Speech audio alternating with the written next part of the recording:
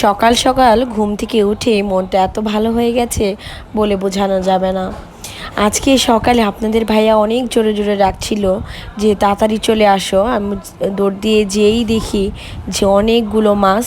তো এখানে কিন্তু আমি কিছুটা মাছ দেখিয়েছি, আরও কিন্তু মাছ ছিল যেটা আমার কাটা ছিল না, তাই আমি ভিডিও করতে পারিনি। তো এই বিলের মাছটা কিন্তু সেই মহেরা থেকে নিয়ে এসেছে, আর এটা কিন্তু খুবই টাটকা ছিল মাছগুলো, আর খেতেও কিন্তু ভীষণ ভালো।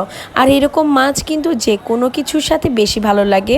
তো আমি আজকে এই কচুরমুখী দিয়ে ঝোল করে নিব, কারণ আমার কচুরমুখী দিয়ে এরকম নোরা মাছের মাথা বা নোরা মাছ খুবই ভালো লাগে। আর এখানে কিন্তু বোয়ালের পাঁচমিশালি মাছ যেটাকে বলে না, সেটাই ছিল।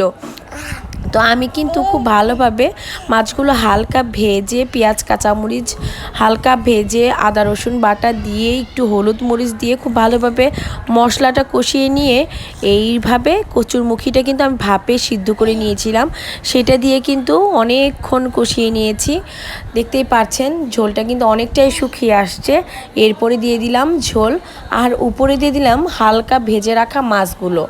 আর আমার যেহেতু 3টা বাচ্চা, আমার কিন্তু তেমন একটা সময় নেই যে খুব গুছিয়ে গুছিয়ে রান্না করব, ভিডিও করব, সেরকম কোনোভাবেই হয় না। বিশ্বাস করবেন কি না জানি না যে একটা মায়ের যে কত কষ্ট করতে হয় সকাল ঘুম থেকে উঠেই, তার সকালের নাস্তা থেকে শুরু করে বাচ্চাদের নাস্তা, দুপুরে খাবার, তাদের গোসল করানো, অনেক কাজ করে তারপরে নিজেদের কথা ভাবতে হয়। জানেন তো, একটা মেয়ে সারা জীবন যে কতবার চুল আঁচড়িয়েছে, সেই মেয়েটা আজকে মাসে 2বার করে চুল আঁচড়ায়। তাহলে বুঝেন কতটা কষ্ট করতে হয়। কথায় আছে, বান্দি সবার পা ধুলেও নিজের পা ধোয়ার সময় পায় না। তো আমাদের কথাও সেরকমই, সংসার করতে গিয়ে আমরা আর সময় পাই না। ঠিক দুপুরবেলায় যাই গোসল করতে, সন্ধ্যার সময় দুপুরের খাবার। এই তো জীবন। জীবনটা অনেক কঠিন এবং মানিয়ে নিতে হয়, কিছু তো করার নেই। সংসারে আমি একাই থাকি, প্রত্যেকটার দায়িত্ব আমারই।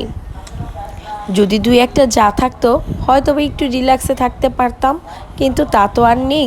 আর বয়স্ক শাশুড়ি 3টা বাচ্চাকে ধরে রান্নাবান্না করা তার জন্য কিন্তু পসিবল না।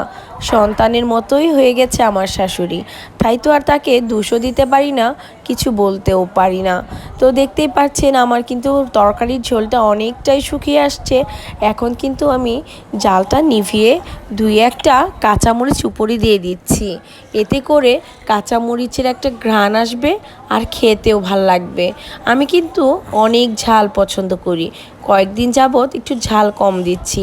আপনাদের ভাই বলছে আমার অতিরিক্ত ঝাল নাকি আমার নাকি অনেক সমস্যা হবে, গ্যাস্ট্রিকে অনেক প্রবলেম হবে, যার কারণে সে অবশ্যই আমার সাথে রাগারাগি করছে যে এত ঝাল কেন খাও। এরকম মজার এক বিশ্বাস করেন আমার ঝাল ছাড়া আমার মুখে আমি কোনো পটলের ভর্তা করে নিচ্ছি।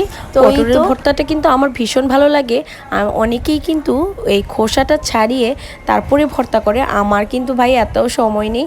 আমি কিন্তু খোসা সহই খুব ভালোভাবে হালকা সরিষার তেলে একটু লবণ দিয়ে ভেজে নিয়েছি। লাল লাল করে ভেজে নিতে হবে যাতে কোনো প্রকার পানি না থাকে।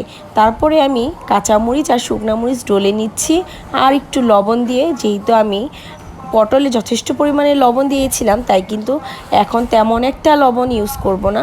আর মরিচ ডলাটা খুব ভালোভাবে ডলে নিতে হবে, তাহলেই কিন্তু লাল লাল হয়ে যাবে আর খেতেও মজা লাগবে। বিশ্বাস করেন যখন আমি তরকারিতে ঝাল কম দিই, তখনই কিন্তু আমার বাসায় ভর্তার পরিমাণটা বেশি হয়ে যায়, কারণ আমার মনে হয় মরিচ ডলা ছাড়া আমার আর চলছেই না। আর বিশেষ করে এরকম পটলের ভর্তা কেউ করেন কি না অবশ্যই জানাবেন। আর আজকে কিন্তু অনেক কিছুই ভিডিও করা হয়নি। আজকে ছিল এই পুঁটি মাছ ভাজা, আর এই যে কচুরমুখীর একটি ঝোল, আর এই পটল ভর্তা। আর কি চাই বলুন তো? এই তো দুপুরের খাবার, কিন্তু সন্ধ্যা হয়ে আসছে, এখন কিন্তু খেয়ে নিব। তো এই পর্যন্তই। সম্পূর্ণ ভিডিও দেখে পাশে থাকার জন্য অসংখ্য ধন্যবাদ। তো ভিডিওটি ভালো লাগলে লাইক শেয়ার কমেন্ট করবেন, প্রত্যেকটা কমেন্ট কিন্তু আমার জন্য অনেক অনেক গুরুত্বপূর্ণ। তো এইভাবেই সাপোর্ট করবেন, আর প্রত্যেকটা মানুষের কমেন্ট কিন্তু আমার জন্য অনেক অনেক অনেক অগ্রসর হতে সাহায্য করে, তাই আমাকে অনুপ্রেরণা দিয়ে যাবেন ইনশাল্লাহ। তো ভালো থাকুন, সুস্থ থাকুন, আল্লাহ হাফেজ।